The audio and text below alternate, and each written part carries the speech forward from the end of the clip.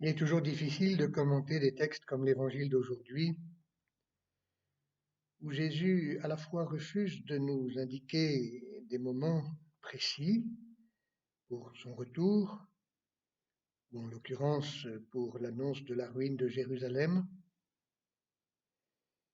mais par ailleurs, Jésus, encore, et pas seulement à cet endroit-là, nous invite à veiller, à nous tenir prêts, à guetter les signes.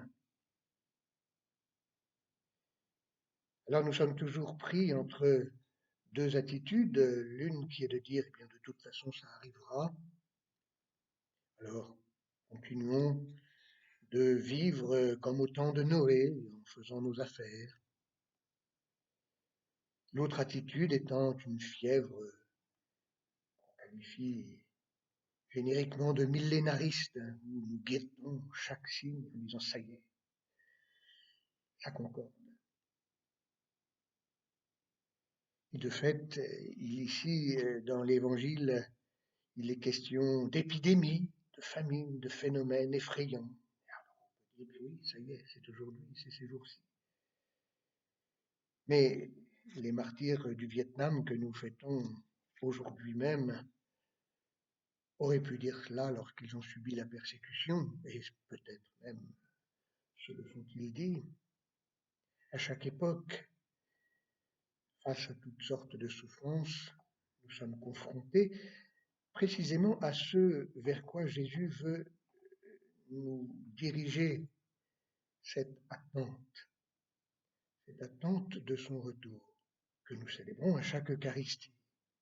Nous attendons ton retour dans la gloire. Et c'est cela que Jésus veut enraciner en nous, cette attitude d'attente, d'éveil, veillez. Tenez-vous sur vos gardes, non pas dans l'attente d'une fureur comme celle qui est annoncée dans l'Apocalypse. Qu'est-ce que c'est que cette fureur de Dieu qui peut nous faire peur? La fureur de Dieu, c'est comme sa colère, c'est ce qui remet tout en ordre. Et si la faucille aiguisée va faire la moisson, si la faucille aiguisée fait la vendange, et jeté dans la cuve immense de la fureur de Dieu, c'est pour que justement tout soit remis en ordre, que la création nouvelle à laquelle nous sommes appelés à participer soit ce rétablissement, non pas de l'ordre antérieur d'ailleurs du paradis terrestre, mais d'un ordre encore plus beau, parce qu'il nous fait pénétrer dans le mystère de la Trinité, parce que nous sommes membres du corps du Christ, que nous sommes associés à l'œuvre de la rédemption.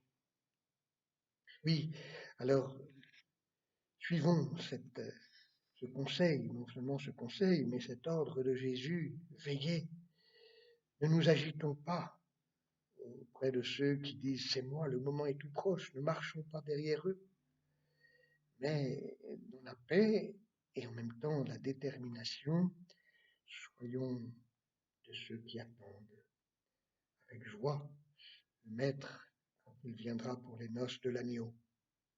Amen.